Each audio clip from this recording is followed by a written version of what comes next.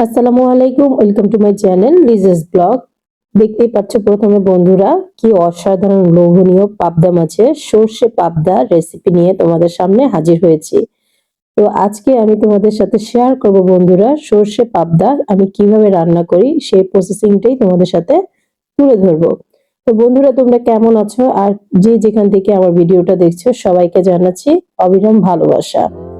তো আশা করছি তোমরা ভালো আছো আর অবশ্যই আমাকে সাপোর্ট করে আরো সামনের দিকে এগিয়ে নিয়ে যাবে। তো বন্ধুরা আজকে আমি এই সর্ষে পাবদাটা কিভাবে আমি রান্না করি তোমাদের সাথে শেয়ার করব ঘরোয়া উপকরণ দিয়ে সহজ পদ্ধতিতে।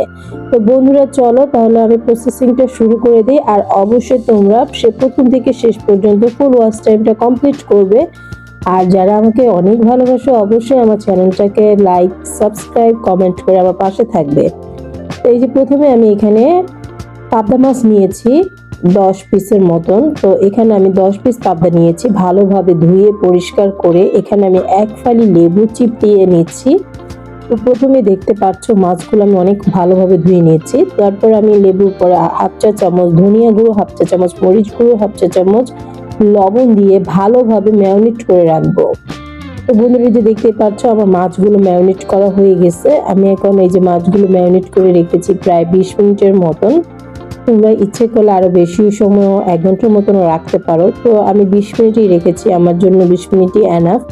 তো আমি 20 মিনিট রেখেছি এই যে ম্যারিনেট করে। এখন আমি আমার সর্ষের পাবদা কি কি লাগবে সব উপকরণগুলো আমি তোমাদের সাথে তুলে ধরবো। প্রথমেই লাগছে পাবদা মাছ, সয়াবিন তেল, হলুদ গুঁড়ো, ধনিয়া গুঁড়ো, মরিচ গুঁড়ো, কাঁচা মরিচ, শুকনো মরিচ, পেঁয়াজ কুচি, আদা রসুন কুচি, ধনিয়া কুচি, কালো সরিষা ও সাদা হলুদ সরিষা। তো আমি এই উপকরণগুলো দিয়ে রান্না করব, আর সরিষাটা অবশ্যই বেটে নিতে হবে।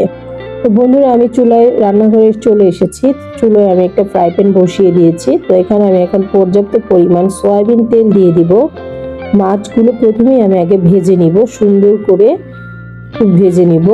বেশি কড়াও ভাজবো না, আবার বেশি হালকাও ভাজবো না, মিডিয়াম ভাবে ভেজে নিব মাছগুলো। আমার মাছগুলো ভাজা দেখলেই তোমরা বুঝতে পারবে। তারপরে আমি একটু লবণ দিয়ে দিলাম। লবণটা দিলে কি মাছটা নিচের দিকে লেগেও যায় না, প্লাস আবার ছিটেও আসে না। আর পাবদা মাছ, পাঙ্গাস মাছ এগুলো সবকিছুতে তেলে দিলেই ছিটে। তো বন্ধুরা তোমরা চেষ্টা করবে ঢাকনার সাহায্যে মাছগুলো ভাজার জন্য, তা না হলে তেল ছিটে শরীরের যে কোনো জায়গায় ক্ষতিগ্রস্ত হতে পারে। তো আমি এই যে দেখতেই পাচ্ছ আমার পাবদা মাছগুলো ভাজা হয়ে গেছে বন্ধুরা, আমি এখন তুলে নিচ্ছি। এইরকম করে ভেজে নিবা তোমরা।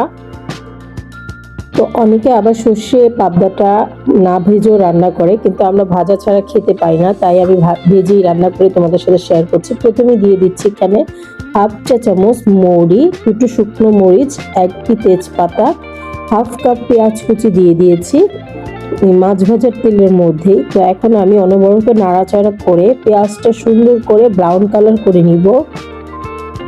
যতক্ষণ পর্যন্ত পেঁয়াজটা ব্রাউন কালার না হয় ততক্ষণ আমি নাড়াচাড়া করে সুন্দর করে ভেজে নিব। এখন আমি এখানে সরিষা বাটা, কাঁচামরিচ বাটা আর এখানে দিয়ে দিলাম। তো দেখতে পাচ্ছ, আর অবশ্যই সরিষাটা বেটে কিংবা ব্লেন্ডারে ব্লেন্ডিং করে দিতে পারো। তা আমি বেটে নিয়েছি পাটায়।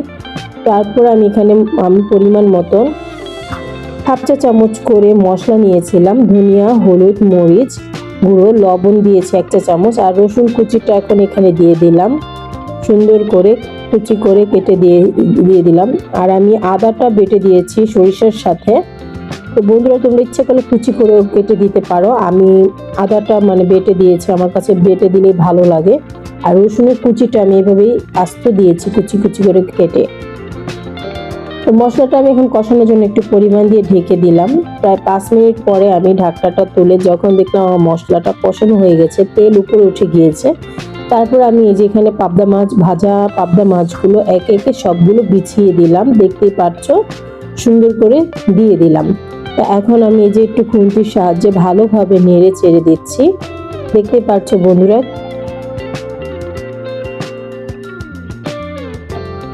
আমি এখানে একটু পরিমাণ মতন হাফ কাপ পানি দিয়ে দিলাম। আমি যেহেতু পাবদা মাছটা বেশিক্ষণ সময় লাগে না। আর আমি এখানে কাঁচামরিচ দিয়ে দিলাম, 8টার মতন কাঁচামরিচ দিয়ে দিয়েছি এখানে আমি। ঝালটা তোমাদের ইচ্ছে মতন দিতে পারো।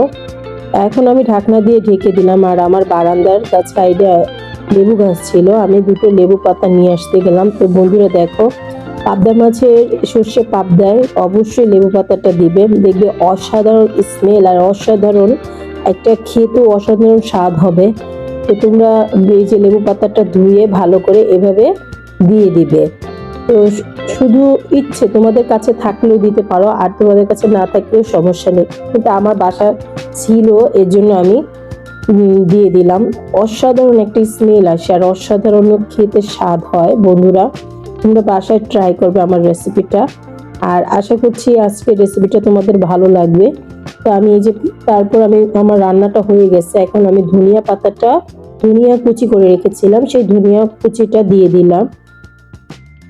তো আমার রান্নাটা শেষ, আমি এখন সার্ভিং ডিশে বেড়ে নিচ্ছি। বন্ধুরা দেখতেই পাচ্ছ কি অসাধারণ, কি লোভনীয় হয়েছে। তো আজকে আমি আশা করছি আমার এই রেসিপিটা তোমাদের ভালো লাগবে। দেখা হবে আবার নতুন কোনো ভিডিওতে, সে পর্যন্ত ভালো থাকবে। আল্লাহ হাফেজ, আসসালামু আলাইকুম।